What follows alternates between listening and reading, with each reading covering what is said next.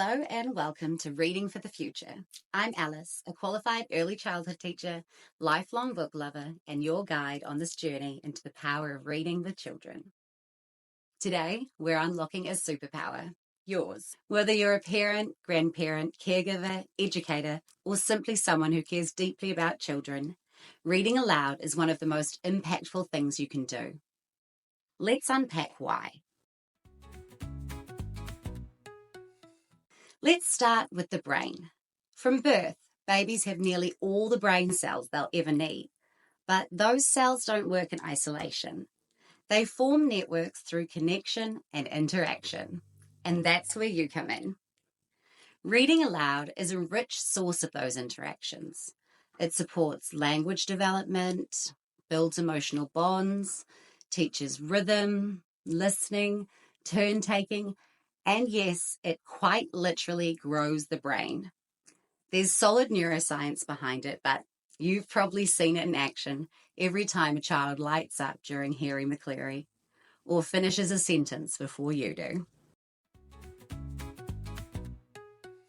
Here's something important. It's not just about the book. It's about you. Your voice, your presence, your warmth. That's what makes it meaningful. You don't need to be a trained actor or have the perfect storybook voice. You just need to be there, consistently, authentically. Maybe it's a bedtime routine, a breakfast rhyme, or a spontaneous story while perched on the bathroom floor. Because sometimes that's the only moment of stillness. It all counts. Books introduce new language, new ideas, and new perspectives. They let children see themselves reflected in stories and also offer windows into the lives of others. That's why it's so valuable to include stories from a range of cultures, including those from Māori and Pacifica authors, and from communities across Aotearoa and all throughout the world. It helps foster empathy, identity, and belonging from an early age. And here's a powerful fact. Reading aloud for just 10 minutes a day adds up to over 60 hours in a year. That's 60 hours of language exposure, connection, and growth, all from something so simple and so joyful.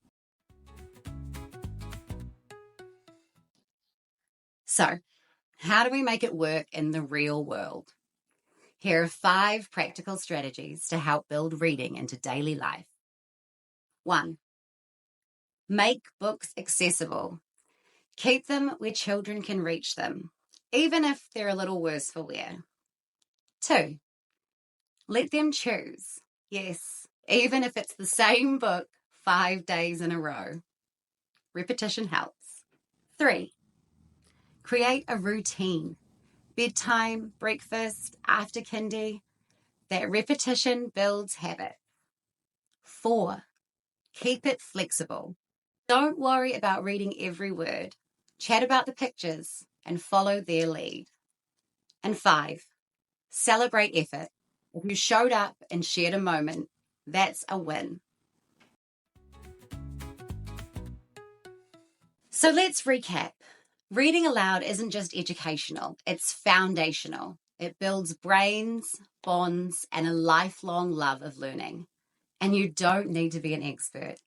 You just need to be you.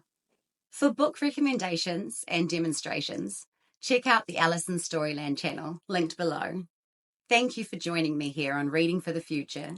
I'd love to hear how reading fits into your home or early learning setting.